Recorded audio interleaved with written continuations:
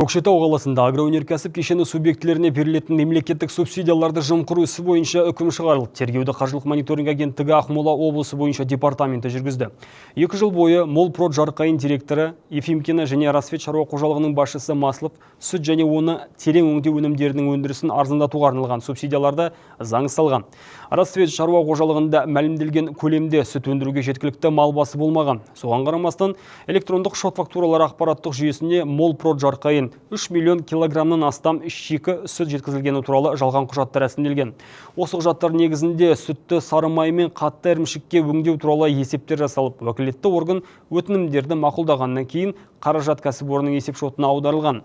Мемлекетке келтірілген жалпы залал 152 миллион теңгені құрады. Бұдан бөлек алынған субсидиялардың бір бөлігін жасыру мақсатында Ефимкинаның туысының депозиттік шотына аударылған. Кейін бұл қаражаттар жалға беріліп, табыс табу үшін пайдаланылған мобильді ғимараттар сатып алынған.